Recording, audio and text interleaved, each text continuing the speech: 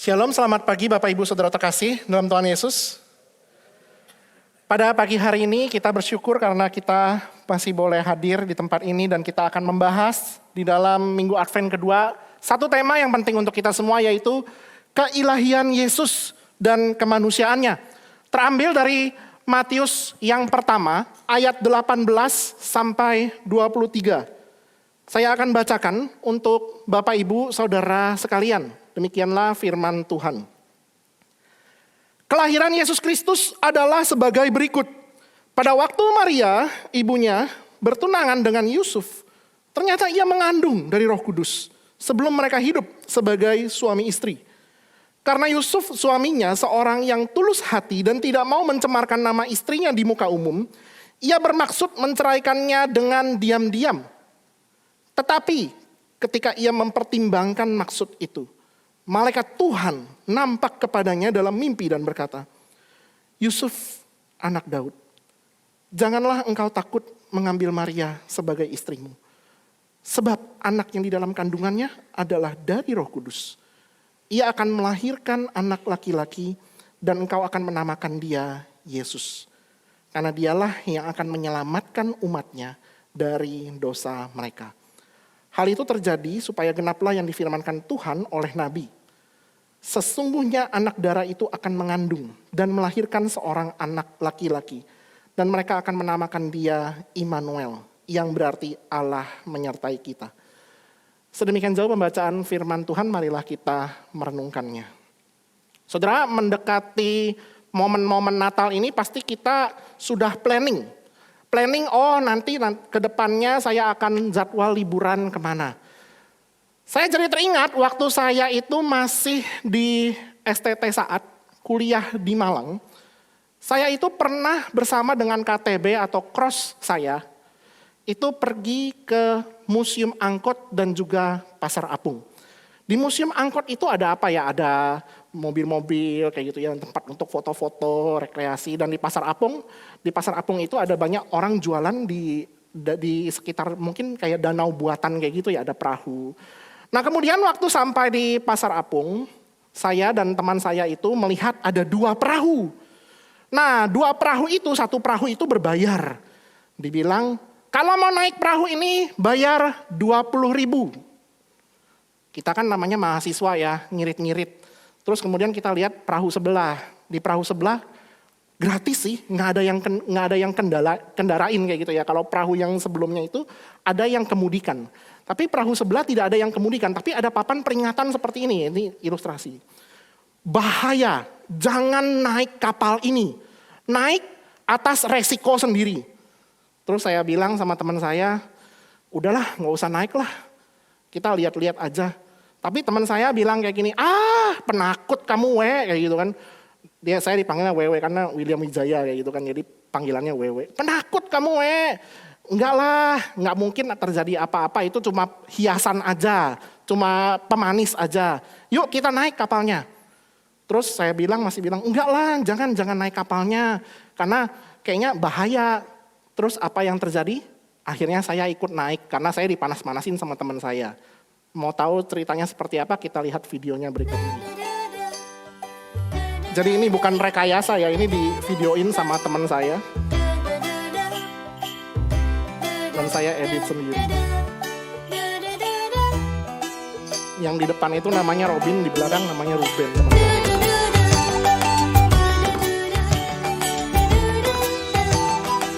Itu dari bawah itu sebenarnya udah ada air. Si Ruben udah naik-naik, dia bilang, airnya udah sampai pantat katanya. Terus saya bilang, udah loncat aja itu, masih bisa loncat menyelamatkan diri. Loncat dulu Ben, lu loncat aja sendiri katanya.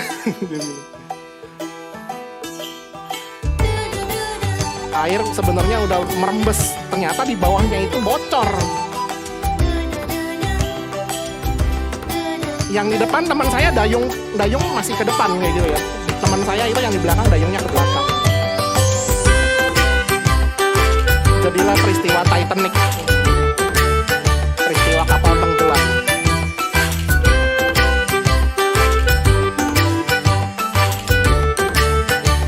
Waktu itu saya merasa, aduh ini muka mau ditaruh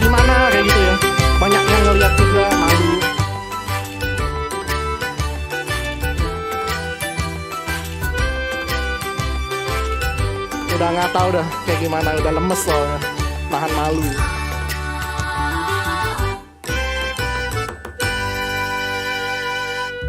Saya bilang bantu naik lah.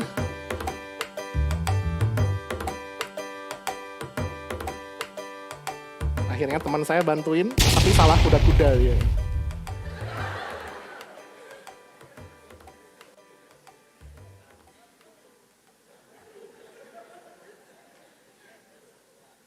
Ini semua karena saya sudah bilang sama teman saya, jangan naik perahunya. Kenapa? Karena sudah ada tulisan naik atas resiko sendiri.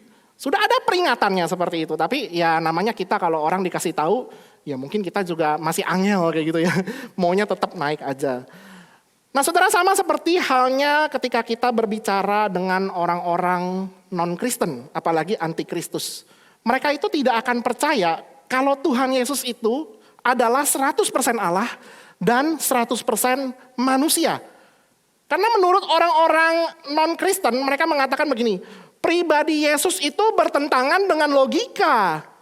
Kok bisa pencipta yang tidak terbatas membatasi dirinya, mereka menganggap berubah kayak gitu ya, menjadi manusia. Menurut mereka hal ini tidak mungkin terjadi. Tetapi argumentasi mereka dan cara pikir mereka ini salah, saudara. Karena kita harus berpikir demikian ya. Jika pencipta menghendaki untuk menjadi sama dengan manusia, dengan ciptaannya, membatasi setiap atributnya, hal ini justru mungkin terjadi. Hal yang tidak mungkin terjadi adalah begini.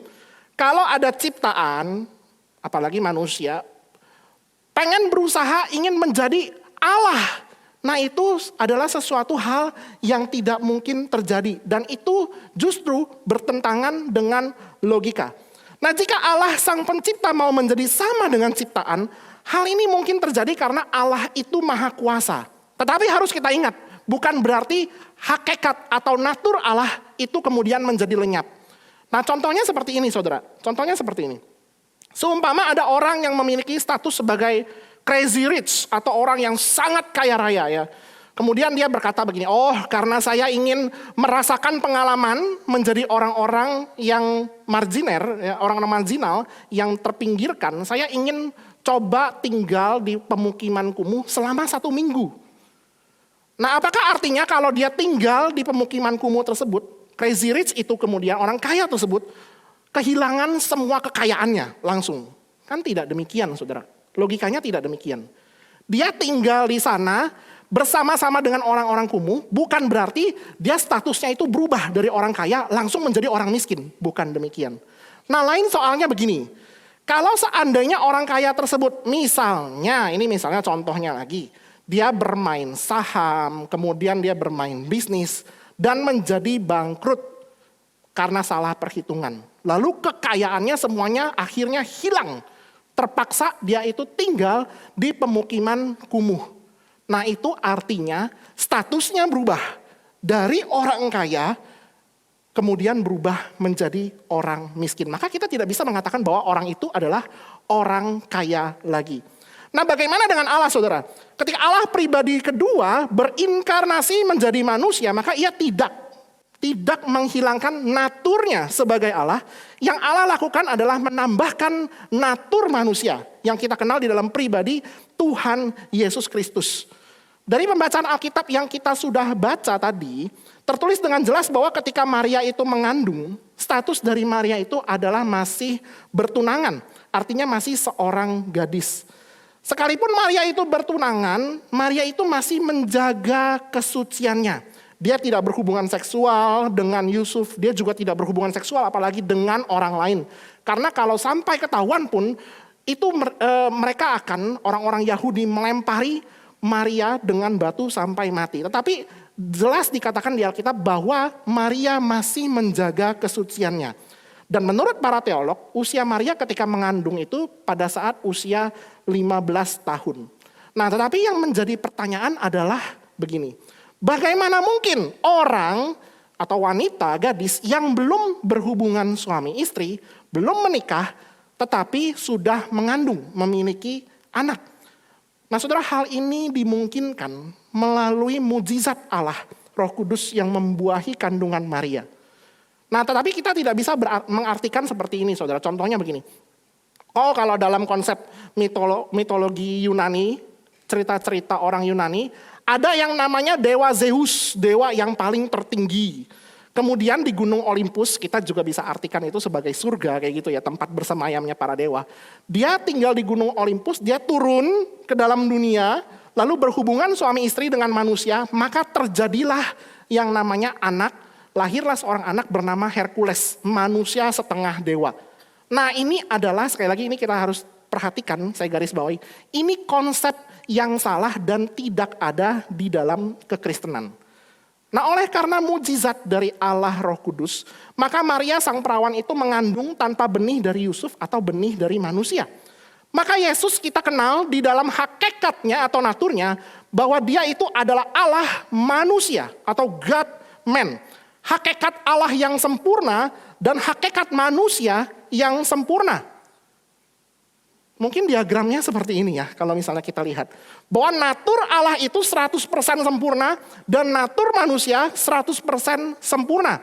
Tidak tercampur, tidak terpisah, dan tidak berubah. Karena Allah itu tidak pernah berubah dari dulu, sekarang, sampai selama-lamanya. Maka kita juga harus mengetahui beberapa konsep yang salah seperti ini. Misalnya tadi yang saya sudah kasih contoh. Oh 50% Allah ditambah 50% manusia, jadilah manusia setengah dewa. Nah ini adalah konsep yang salah. Bukannya 50% Allah, 50% manusia setengah dewa, itu adalah konsep yang salah. Tidak ada di dalam kekristenan. Atau kita berpikir seperti ini ya. Oh Allah waktu di surga itu statusnya sebagai Allah. Kemudian ketika turun ke dalam dunia, dia statusnya berubah menjadi manusia, hakikatnya atau naturnya berubah jadi manusia. Lalu ketika dia sudah menyelesaikan misinya di dunia ini, ketika dia naik ke surga lagi, berubah lagi menjadi Allah. Tidak demikian, saya sudah katakan Allah tidak pernah berubah. Dari dahulu, sekarang, sampai selama-lamanya. Dan Yesus, konsep yang kemudian yang kita perlu perhatikan baik-baik adalah konsep yang salah seperti ini. Oh Yesus dulunya adalah manusia biasa. Jadi Maria dan juga Yusuf itu sudah berhubungan suami istri. Lalu kemudian dirasuki oleh Allah Roh Kudus, maka dia menjadi Allah. Nah ini adalah konsep yang salah saudara. Banyak orang yang tidak mengerti akan natur atau hakikat dari Tuhan Yesus Kristus. Nah maka saya akan memberikan ilustrasi singkat seperti ini. Apa yang menjadi persamaan dan perbedaan antara vas bunga, genteng, dan celengan? Saya sengaja pakai celengan babi karena kontekstual dengan kita kayak gitu ya, orang Kristen, penikmat babi kayak gitu. Nah tetapi orang di luar negeri biasa pakai celengannya itu celengan babi. Kalau di Indonesia kan mungkin tidak laku ya, karena tidak banyak orang yang menikmati babi. Nah apa persamaan dan perbedaan antara vas bunga, genteng, dan juga celengan? Mereka itu adalah sama-sama terbuat dari tanah liat. Tetapi yang membedakannya adalah perwujudannya atau manifestasinya. Saya dan istri itu memiliki kehendak, memiliki perasaan, memiliki pikiran. Karena kita hakikatnya sama-sama manusia. Tetapi kehendak, perasaan dan pikiran saya dengan istri saya itu berbeda. Nah itu yang membedakan adalah pribadi, dinamakan sebagai pribadi. Nah ketika kita membicarakan mengenai Tuhan Yesus Kristus, maka Yesus itu memiliki dua natur. Hakikatnya itu tidak tercampur, tidak terpisah, tidak berubah. 100% Allah dan 100% manusia. Jangan dikatakan seperti ini ya, 50% ditambah 50%. Bukan demikian. Itu artinya dia tercampur dan artinya itu menjadi Allah yang lain. Tidak seperti itu saudara. Nah untuk lebih jelasnya saya akan menunjukkan bukti-bukti di dalam Alkitab, testimoni dalam Alkitab, bahwa Yesus itu adalah sungguh-sungguh Allah. Nah kalau misalnya kita melihat percakapan dari Tuhan Yesus, pengakuan dari Tuhan Yesus sendiri. Waktu di Yohanes 8, waktu itu Yesus berdialog dengan orang-orang Farisi. Orang-orang Farisi berkata begini, oh kami ini adalah orang-orang yang pantas masuk surga, layak masuk surga. Karena kami adalah keturunan Abraham.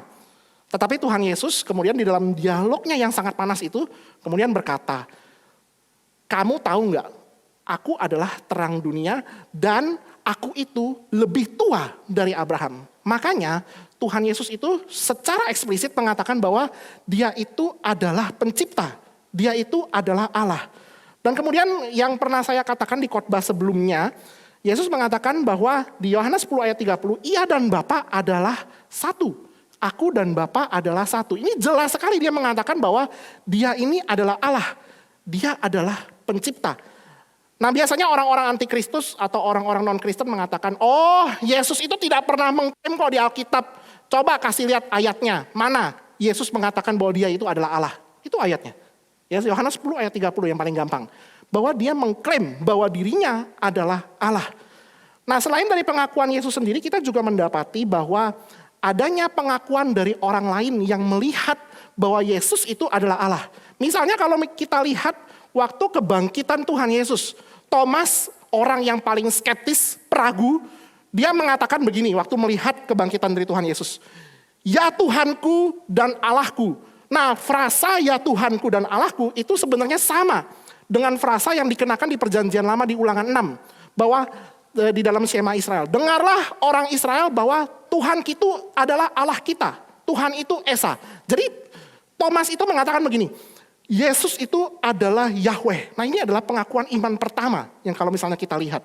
Nah kemudian kita juga mendapati bahwa pengajaran para rasul itu juga mengakui yang namanya keilahian daripada Yesus sendiri. Orang-orang non-Kristen sekali lagi juga mengatakan begini. Oh itu murid-murid lagi pada halusinasi atau murid-murid itu tidak sadar waktu mengajar tentang Tuhan Yesus itu adalah Tuhan dan Allah kayak gitu. Tuhan dan ada keilahiannya. Jadi mereka mengatakan murid-murid itu halusinasi. Nah, tetapi kita melihat dengan yang jelas di sini bahwa Filipi 2, di mana Paulus mengajarkan bahwa Yesus itu memiliki derajat yang sama dengan Allah atau pencipta. Jadi kalau seandainya agama lain mengatakan bahwa rasul pun, murid-murid pun juga ragu ketika mengajarkan tentang Yesus adalah Tuhan, itu salah besar. Filipi 2 ayat 6 dan 7 itu mengatakan dengan jelas bahwa Yesus itu adalah Allah. Nah, tetapi kita juga perlu melihat ternyata bukti-bukti atau pengakuan dari orang lain juga melihat bahwa Yesus itu adalah manusia sama seperti mereka. Nah orang-orang di sekitarnya itu melihat begini. Waktu Tuhan Yesus itu juga memberikan pengajaran-pengajaran, orang-orang melihatnya itu bahwa dia itu adalah sebagai tukang kayu biasa. Jadi sebelum dia melakukan misi mesianiknya, orang-orang melihat bahwa belum ada mukjizat, belum ada tanda-tanda dia memperlihatkan keilahiannya. Barulah ketika dia melaksanakan misi mesianiknya, semuanya itu diperlihatkan, dipertontonkan kepada orang banyak. Nah, saudara-saudaranya juga mengklaim bahwa Yesus itu adalah orang gila seperti itu. Jadi dikatakan sebagai orang gila karena mengaku-ngaku sebagai Tuhan. Padahal kita lihat ada bukti banyak-banyak yang ada di dalam Alkitab, mujizat Yesus itu diperhatikan, dipertontonkan kepada orang banyak. Dan klaim-klaim yang Yesus katakan itu juga disebut penghujatan oleh orang-orang Farisi. Karena dikatakan seperti yang Yohanes 8 tadi, oh dia ini menyamakan diri dengan Allah. Dan bahkan di tengah-tengah mujizat itu, Tuhan Yesus juga dianggap sebagai manusia biasa. Tetapi harus kita perhatikan baik-baik. Bahwa mujizat Tuhan Yesus itu tidak dipertontonkan hanya kepada satu orang saja. Kalau hanya kepada satu orang, ya saya sembuhkan kamu. Mungkin itu benar, mungkin itu tidak. Tapi ingat satu hal, waktu Tuhan Yesus memberi makan 5.000 orang, itu semua orang melihatnya. Jadi mujizat Yesus itu tidak dilakukan secara sembunyi-sembunyi, tapi dipertontonkan dan dilihat oleh banyak saksi mata. Mungkin ada orang yang mengatakan begini, oh kita tidak perlu belajar doktrin. Kenapa? Karena itu hanya menambah mumet kepala kita saja. Tapi sebenarnya doktrin ini penting loh saudara. Ketika kita memahami bahwa Yesus itu adalah 100% Allah dan juga 100% manusia.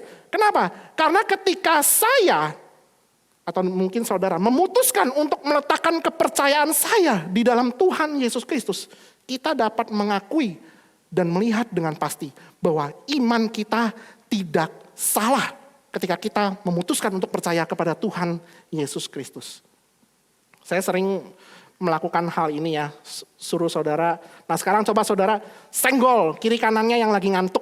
Kayak gitu, yang lagi udah begini-begini. Senggol dong kiri kanannya bilang, imanmu di dalam Yesus tidak salah. 1, 2, 3. Imanmu di dalam Yesus tidak salah. Yes, saudara. Iman kita di dalam Yesus itu tidak salah. Karena ketika saudara percaya kepada Tuhan Yesus Kristus, saudara telah mengambil satu keputusan yang sangat benar di dalam kehidupan saudara. Karena Tuhan Yesus adalah betul-betul Allah dan dia juga adalah betul-betul manusia. Di masa-masa kehidupan saya pernah 2 kali merasakan penderitaan yang sangat hebat sekali, yang sangat sakit sekali. Yang pertama waktu gigi bungsu saya itu dicabut. Itu rasanya gigi saya sampai ditarik gitu ya pakai tang gitu. Sakit sekali sekalipun udah di anestesi. Lalu kemudian yang kedua penderitaan yang saya alami adalah ketika saya itu tulang ekor saya itu retak. Jadi mau jalan salah, berdiri salah, duduk salah, tidur salah, mau ngapa-ngapain salah. Saya hanya bisa berdoa sama Tuhan, Tuhan cepet-cepet dong angkat penderitaan ini. Karena ini sangat menderita buat saya. Dari pengalaman tersebut kemudian saya berpikir seperti ini. Kayaknya tidak mungkin ada manusia yang sengaja ingin mencari penderitaan di dalam kehidupannya. Dan di dalam refleksi saya, ternyata saya berpikir ketika Yesus berinkarnasi menjadi manusia, menjadi manusia, turun ke dalam dunia, itu merupakan sebuah penderitaan bagi Tuhan Yesus. Tetapi yang kita tahu dengan jelas, Tuhan Yesus itu rela menjalani itu semua karena Tuhan Yesus itu sayang kepada saudara sekalian. Dia tidak terpaksa. Tuhan Yesus itu dengan rela menjadi sama dengan manusia karena Tuhan Yesus mengasihi saudara. Tuhan Yesus peduli kepada saudara. Dan ketika Allah hadir ke dalam dunia ini, ia bukan datang di dalam wujud tiang awan, tiang api, badai, gempa bumi. Tetapi Yesus hadir dengan lemah lembut. Maka kita bisa mengatakan Yesus itu adalah Yesus yang manis. Yesus yang sangat mengasihi kita. Yesus yang sangat peduli kepada kita. He is our sweet Jesus. Yesus yang penuh dengan kasih karena Yesus bersedia mati bagi engkau dan saya. Oleh karena itulah kita perlu memperhatikan firman Tuhan ini baik-baik di dalam kehidupan kita dan menyimpannya secara baik-baik dalam kehidupan kita. Karena tujuan utama Tuhan Yesus itu datang ke dalam dunia ini bukanlah untuk supaya saudara menjadi kaya raya, bukan. Bukanlah supaya untuk saudara itu menjadi sukses dan terkenal, bukan. Tetapi permasalahan utama adalah mengenai hubungan yang sudah rusak antara Allah dengan manusia. Permasalahan utama adalah kita itu semua sedang menuju kepada kebinasaan. Tetapi Allah berintervensi, hadir ke dalam dunia ini untuk menyelamatkan saudara sekalian. Maka kita yang percaya kepada Tuhan Yesus, kita tidak mengalami lagi yang namanya kematian kekal, tetapi kita menerima kehidupan kekal. Dan karena Yesus yang menanggung semua dosa kita di atas kayu salib, dia mampu juga untuk menanggung semua beban kehidupanmu di dalam dunia ini. Bukan berarti Tuhan tidak peduli. Ya urusan saya soal dosa aja. Saya tidak mau mengurus tentang urusan-urusan yang lain. Bukan seperti itu saudara. Tetapi Yesus juga peduli masing-masing pribadi kita. Dia tahu persoalan kehidupan kita. Dia tahu apa yang menjadi pergumulan kita. Dan dia tetap menyertai kita. Sekalipun memang mungkin, kenapa Tuhan tidak langsung mengangkat persoalan ini, tidak langsung menyelesaikan persoalanku. Tetapi yang Tuhan janjikan adalah Tuhan tetap menyertai kita. Tuhan tidak meninggalkan kita dan Tuhan tidak membiarkan kita sendirian. Kita tidak bergumul sendirian. Kalau kita bergumul sendirian, kita itu ada rasa putus asa. Kenapa? Tidak punya pengharapan. Seperti tidak punya masa depan. Tetapi karena Tuhan Yesus hadir ke dalam dunia ini, dia juga menjamin masa depanmu ketika engkau hidup di dalam dunia ini. Saudara, saat saya membuat khotbah ini, saya teringat dan menemukan sebuah kisah. Ada seorang wanita yang bernama Corinne Hoffman. Dia itu lahir di tahun 1960. Dan masih hidup sampai sekarang. Dia ini adalah seorang wanita kelahiran dari Swiss. Pada usia 21 tahun ia memiliki usaha berupa toko baju yang ia rintis sendiri. Nah 5 tahun kemudian dia membuka toko baju tersebut. Setelah membuka toko baju tersebut, Corinne dan pacarnya yang dari Swiss juga, Marco, kemudian pergi ke Afrika, pergi ke Kenya. Nah di sana dia bertemu dengan seorang prajurit dari suku Masai dan jatuh cinta, sekalipun sudah memiliki pacar, jatuh cinta kepada prajurit tersebut.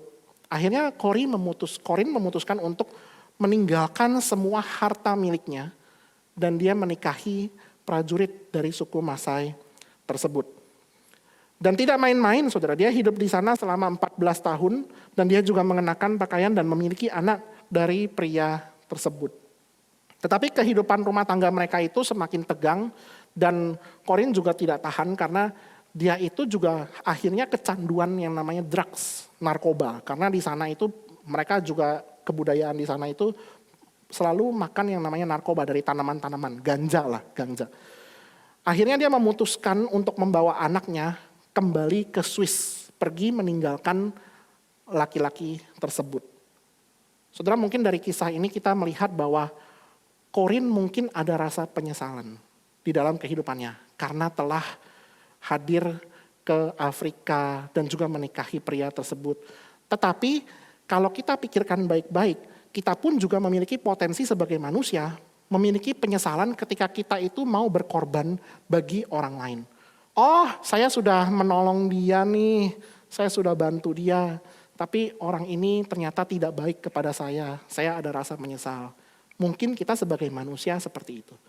Tetapi Tuhan Yesus hadir ke dalam dunia ini, meninggalkan surga, tahtanya yang sebenarnya itu nyaman, mati bagi kita, rela mati bagi kita. Karena Tuhan Yesus begitu mengasihi kita. Dan Tuhan Yesus tidak menyesal sama sekali untuk hadir ke dalam dunia ini. Kita sebagai orang Asia itu memang sulit mengucapkan atau mengutarakan kasih. Apalagi generasi umur 30 tahunan waktu punya orang tua. Kita juga jarang mungkin melihat orang tua itu jarang mengucapkan papa sayang kamu, mama sayang kamu. Mungkin jarang. Hari ini saya mau memberitahu saudara sekalian bahwa Allah sangat sungguh menyayangi saudara sekalian. Allah tidak menyesal untuk mati bagimu.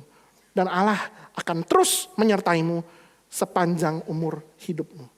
Karena itu terimalah cinta dan kasih sayang Tuhan di dalam hatimu. Jangan menolak cinta kasih daripada Tuhan Yesus. Saudara, di akhir khotbah ini kita akan merangkum kembali apa yang kita pelajari dari khotbah ini. Yang pertama adalah iman kita di dalam Yesus itu tidaklah salah. Karena Yesus itu adalah 100% Allah dan 100% manusia. Hal ini kita perlu ulang terus-menerus. Karena kita ini adalah manusia yang penuh dengan kelemahan dan sering lupa. Jadi perlu kita ingat terus bahwa Yesus itu adalah Allah. Dan juga dia adalah manusia. Yesus adalah Yesus yang manis dan penuh kasih yang menyelamatkan umatnya. Sedangkan bagi antikristus, Yesus itu adalah orang yang menghukum mereka. Orang-orang yang sungguh mengasihi Kristus akan terus dipelihara oleh Tuhan. Iman mereka akan terus dikuatkan oleh Tuhan, oleh karena anugerah Tuhan. Tapi orang yang dalam hatinya betul-betul membenci Kristus, mereka akan terus melihat bahwa Yesus itu adalah sebuah ancaman. Dan Yesus itu adalah pribadi yang peduli. Karena itu kita umatnya juga jangan egois saudara. Karena Yesus peduli kepada kita, care kepada kita. Kita juga jangan egois, terus-menerus egois. Misalnya kalau kita contoh ya di Japri, nih WhatsApp. Wah saya ghosting aja kayak gitu. Nggak, jangan seperti itu ya. Kita juga harus bales WhatsApp orang kayak gitu. Jangan kita, cuek aja, nggak peduli kayak gitu. Kita juga harus menunjukkan kepedulian kita kepada orang lain. Dan Yesus itu juga adalah pribadi yang dapat sangat diandalkan di dalam segala keadaan. Dia mampu dan dia mau. Kalau hanya mau dan dia tidak mampu, berarti dia bukan Allah. Tetapi dia mampu dan juga dia mau untuk mengangkatmu dari keterpurukan hidupmu. Memang Tuhan Yesus mati bagi kita. Dan semua orang yang percaya kepada Tuhan Yesus memiliki yang namanya kehidupan kekal. Tetapi Tuhan juga peduli akan kehidupanmu di dalam dunia ini. Karena dia adalah Allah. yang Immanuel. Saudara, sebagai penutup dari khotbah ini, kita akan sama-sama menyaksikan persembahan video drama dari tim Natal Gereja Stadion yang diperankan oleh anak-anak remaja. Mari kita lihat video ini bersama-sama.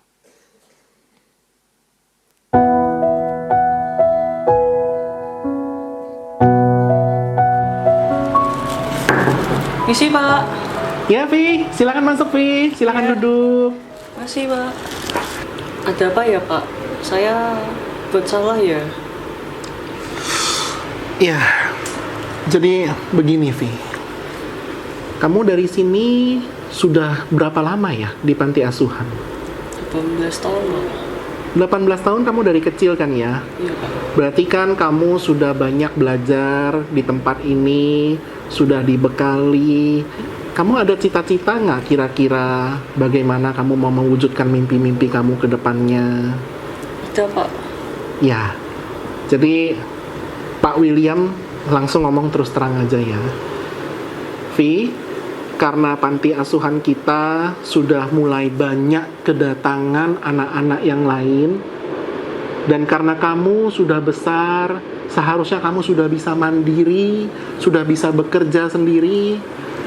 Jadi sebaiknya kamu bisa meninggalkan tempat ini. Tapi, Pak, saya belum siap. Mohon maaf ya, Vi ya.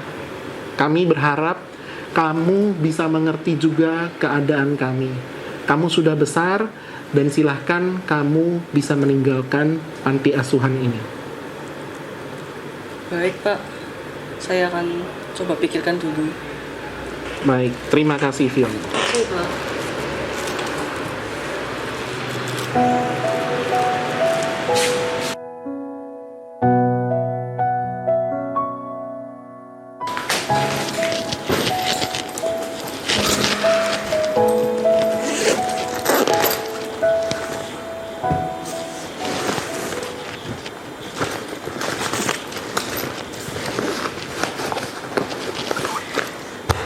Ya seginilah.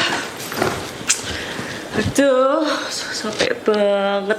Tapi udah mau selesai nih. Ya nanti aku tinggal beresin dikit di situ. Dah. Selesai. Oh iya, besok udah masuk kerja nih. Semoga lancar deh. Wah, ada anak baru nih. Iya, Kak. Nggak sopan banget. Kamu ini kan anak baru, kenapa kamu nggak mengenalkan dirimu kepada saya? Maaf, Kak. Namaku Fiona, Kak. Oh, Fiona. Barangmu banyak juga ya? Kak, jadi ambil, Kak. Aku butuh itu. Kamu butuh, kamu harus nurut dong sama saya, karena saya juga mau. Awas ya, aku bilang ke ibu kos. Oh, ibu kos. Kamu nggak tahu? Aku anak ibu kos loh. Jangan sampai saya laporin sama ibu kos tentang dirimu aneh-aneh sama saya. Biar nanti kamu diusir dari sini. Paham? Paham, Kak. Aduh, kok kayak gini sih? Tapi kalau nggak kayak gitu, aku nggak punya tempat tinggal.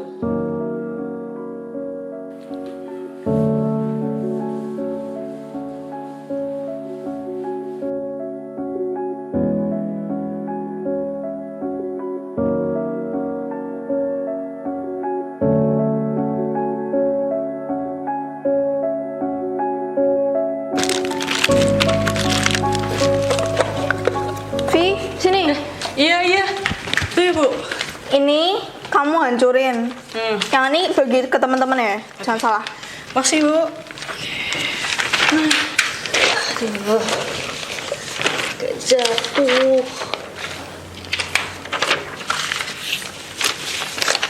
Tadi mana ya yang harus dihituin, aku lupa. Semoga kerjaanku cepet ya abis ini. Aduh, kok susah banget. Oke,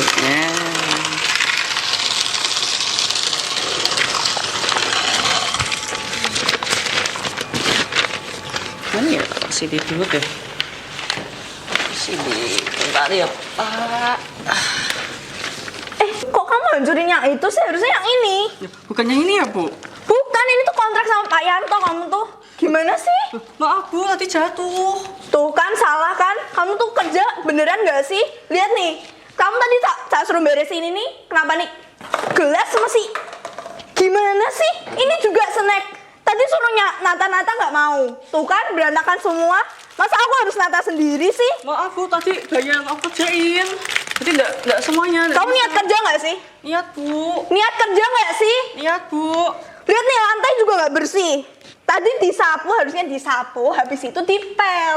Dipel jangan maju gini dong. Maaf Bu. Gimana sih? Terserah. Bu, Capek aku sama kamu. Bu, jangan Bu.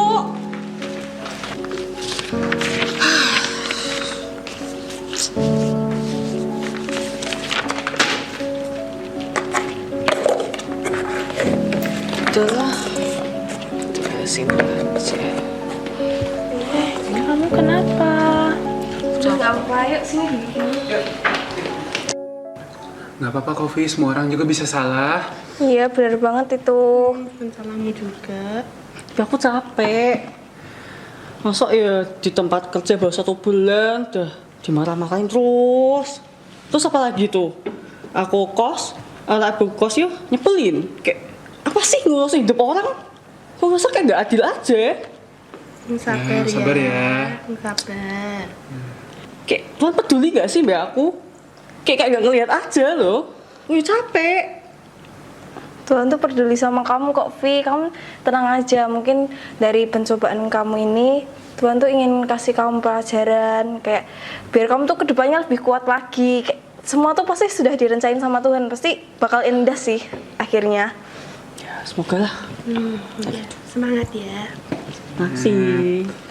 Gimana kalau besok kita pergi gereja? Boleh sih.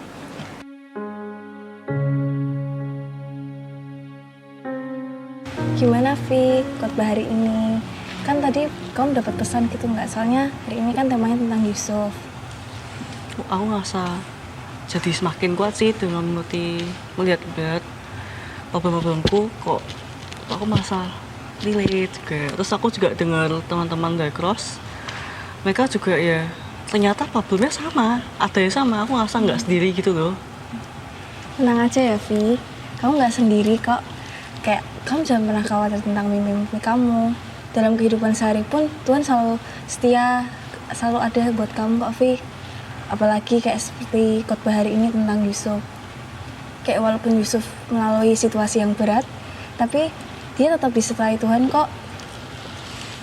Semoga ya, aku sih berharapnya seperti itu. Iya, Kan Vi. ya rencana Tuhan, aku harap sih rencana yang terbaik buat aku, yang memberikan damai, bukan rasa kehancuran. Ya pasti kok, Vi. Kamu jangan khawatir ya, Vi.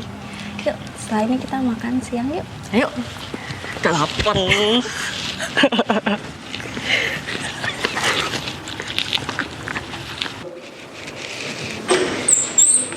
Anak baru. Iya, Mana uang kos bulan ini? kan udah aku kasih ke ibu kos. Yang untuk saya mana? Ya gak bisa Yang gitu yang dong, ini. Kak. Diam. Kak, jangan diambil dong, Kak. Ternyata Dikit duitmu dong, banyak Bu. juga. Wah. Kak. Nah, itu apa susahnya sih nurut gitu? Makasih. Aduh. Katanya Tuhan baik. Katanya Tuhan sayang sama aku. Tapi kenapa harus kayak gini? Udah bermasalah dengan kerjaan, sekarang kos. Kayak maunya apa sih Tuhan sama aku? Aku tuh juga mau hidup normal kayak teman-teman yang lain, kayak orang-orang lain. Yang mereka punya keluarga juga. Sedangkan aku harus di panti sampai umur sekarang, umur 18 tahun. Aku tuh capek Tuhan. Aku tuh juga ya pengen punya cita-cita. Aku tuh punya harapan yang besar sama hidup aku.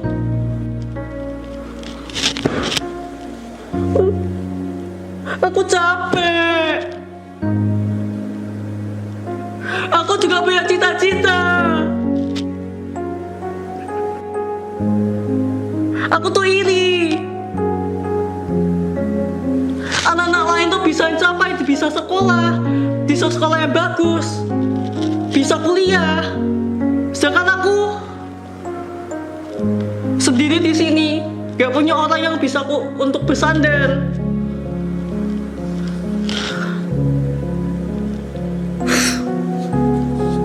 Tetapi Yakub tetap setia di dalam segala pergumulannya. Tuhan Yesus, terima kasih atas penyertaan-Mu Tuhan. Terima kasih atas kasih karunia yang telah Tuhan berikan kepadaku. Aku bingung Tuhan. Aku bingung dengan situasi ini Tuhan. Rasanya aku ingin menyerah. Tuhan, beri aku pertolongan Tuhan. Aku tuh butuh tangan-Mu yang buat nyentuh aku, bimbing aku. Tapi aku akan berusaha Tuhan. Aku akan tetap percaya sama Tuhan dan percaya bahwa semua itu ada jalannya. Semua akan jauh akan lebih baik jika aku bersama Tuhan. Bimbing aku ya Tuhan. Dalam nama Tuhan Yesus, aku dapat doa dan mengucap syukur. Haleluya. Amin.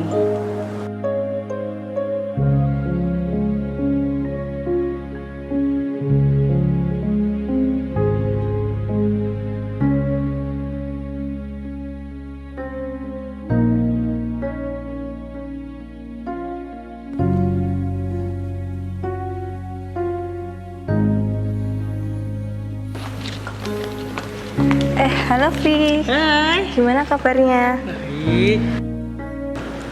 Sorry ya Vi, beberapa minggu ini aku nggak bisa ketemu kamu, soalnya aku habis liburan. Oh, nggak apa-apa. Aku malah harusnya berterima kasih sama kamu karena kamu udah support dan doain aku. Oh iya, aku punya berita bagus. Apa tuh beritanya? Aku udah dapat kerja baru. Oh iya, bosnya tuh baik banget. Terus ya, dia tuh takut akan Tuhan. Aku kayak merasa ada yang ngingetin aku untuk baca firman Tuhan, ke gereja. Oh iya, karena aku dapat pekerjaan baru, jadi aku harus pindah, ditawar ke tempat tinggal baru, di mes gitu loh. Terus ya, tempatnya lebih luas, lebih bersih, dan ya murah gitu loh. Puji Tuhan banget ya, kayak Tuhan tuh bekerja banget dalam hidup kamu. Iya, karena itu aku juga ngerasa aku harus berserah sama Tuhan. Ya mungkin masalahku yang kemarin-kemarin itu yang nyebelin banget itu udah selesai. Tapi untuk kedepannya pasti ada masa-masa baru dong, masa-masa yang mungkin lebih berat. Tapi yang aku sekarang, aku belajar untuk lebih besar sama Tuhan. Dan ya Tuhan tuh baik banget. Dan aku merasa Tuhan tuh udah bekerja lewat teman-teman, orang-orang sekitar aku. Dan aku bertumbuh dalam Tuhan. Dan aku tahu Tuhan tuh peduli sama aku. Nyatanya Tuhan gak biarin aku sendiri kok. Aku bisa di tahap ini ya karena Tuhan. Keren banget ya, kayak Tuhan tuh membantu dalam segala situasi permasalahan kamu. Ya semoga dari pengalamanmu ini bisa menjadi berkat bagi orang lain ya. Amin. Vi, yuk kita jalan-jalan yuk. Aku yang traktir. Ayo. Saudara, Natal berarti adalah sukacita di dalam kehidupan kita. Karena Allah peduli dan sangat mau menyertai kita. Mungkin di dalam pergumulan kehidupanmu, Allah masih belum menyatakan atau memberikan jalan keluar. Tapi kita harus tetap percaya bahwa selama berjalan bersama dengan Allah, pengharapan itu akan terus ada.